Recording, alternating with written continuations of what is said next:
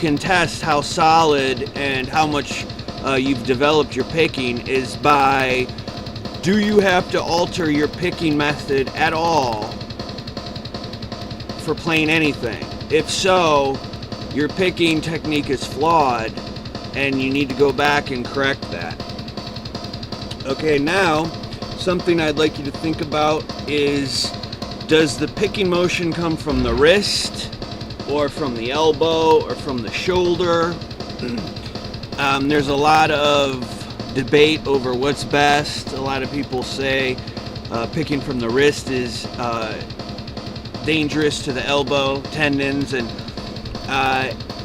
really, if you use the elbow the proper way, it doesn't pose a health risk. But you have to understand how the mechanics of that joint and the tendons and the muscles work together, and the direction of the motions allowed by that joint. Some people like Rusty Cooley, or they use, or I believe Marty Friedman, they use a combination of wrist and elbow. Vernon Reid tends to, at least he used to, use a lot of elbow in his picking to kind of fulcrum, his wrist motion. All I can say is you really have to listen to your body and try different ways of generating your picking motion and see what works best for you. You want, again, what's going to be the most economical. Remember, your picking stroke should be very tiny. You're not picking with exaggerated motion. Okay, you want it very compact. It is, in my opinion, if the majority of your picking comes from the wrist, I do think that's a little bit better, because I believe in the long run you can generate a little bit faster picking. And then if you're using the tendon grip, you're also avoiding the pitfall of tensing up your forearm and putting a brake on the car you're trying to drive, right? So the thing is, though, in essence, your picking motion doesn't come from your wrist, elbow, or shoulder, but it comes from the core of your body. It comes from your center, the core, where your center of gravity is and where your muscle core is. All motion originates from your core, or it should. If not, you have poor mechanics. So there's a lot of different ways to generate the energy of your picking motion, and that's just something you're going to have to experiment with. These things are very difficult to try to teach, just like false harmonics and the double hand palm muting. It's very difficult. You can demonstrate it, you can try to verbalize it as best as possible, but really the person just has to practice it and go through the pitfalls of failure until you will come upon success, and it's repeatable, and you stabilize it in your picking.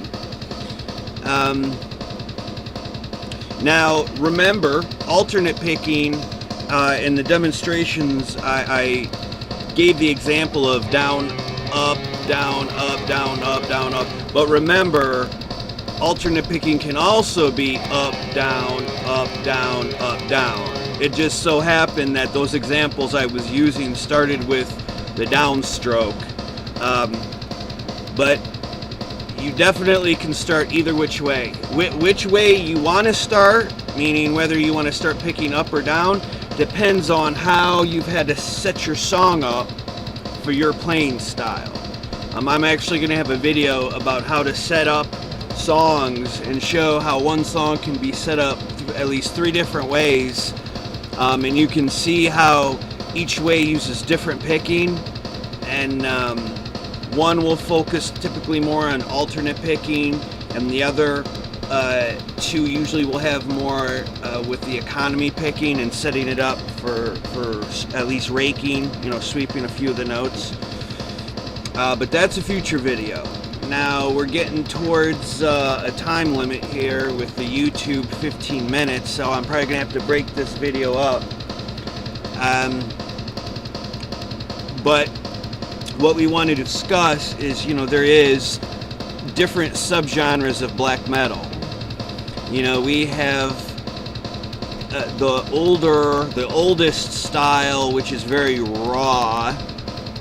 It's dissonant to a point, but it's not even the fact of it being dissonant, because even if it's not dissonant, it's still raw.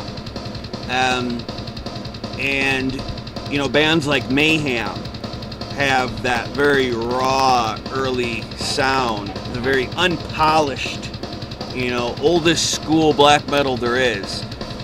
Then we have bands that are the dissonant style of black metal, that it's like the Dark Throne camp, and Nargaroth is a very strong influence from that camp.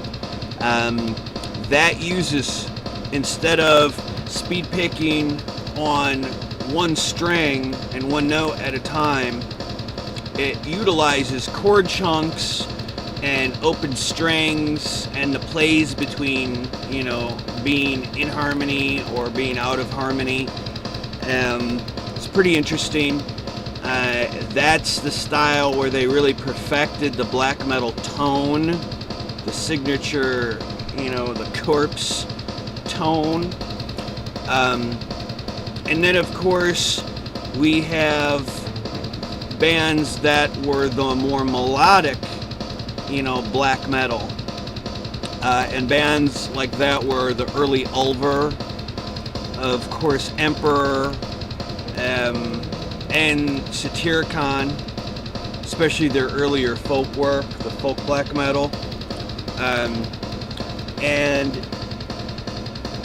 then we have Burzum, of course, and Burzum really includes all styles. He did not limit what he could do. He included all styles. He also was the founder of mixing ambience in with his black metal with certain electronic components. He's a phenomenal musician, and he is, to me, the pinnacle of black metal, because he doesn't limit his style to just one technique. Burzum includes all black metal techniques. One album will have, a dissonant song, a melodic song, a very raw song, and he plays every instrument himself, which is an amazing feat. Well, because there's different styles, we have different templates we can create with. We have different atmospheres we can create. If we're more in an epic mood, we can use the more melodic styles. If we're more, let's say, depressed or sorrowful, or the more dissonant, airy style really can capture that. Sometimes we just have this rock and roll, raw fuck you attitude, and that's the more raw style.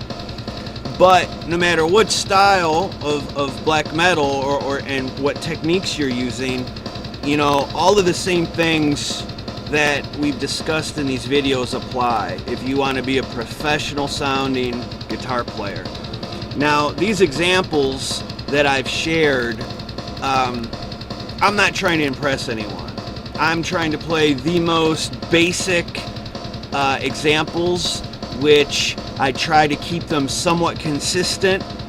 I try to use the same patterns. I try to use around the same tone ranges, because I'm trying to make this easy for you to learn from me. I'm not trying to impress people by shredding and whatever. What's important is that you absorb what I'm sharing by practicing it. And I'm trying to make these things clear so you can practice them. If I'm not being clear, please let me know. I am talking slower than I normally do. I'm consciously thinking about it. I'm always saying to myself, slow down, speak very clearly, because I want you to be able to learn from this. If you can't understand my English, you're not going to be able to learn much.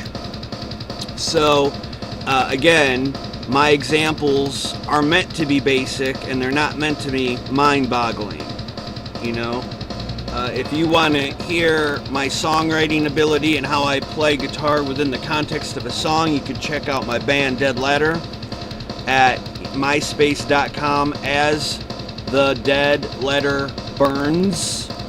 Burns plural, ends with an S. And you can hear me, within a context. Dead Letter is epic, melodic, and cold black metal from Detroit, Michigan. We've been around since 1995.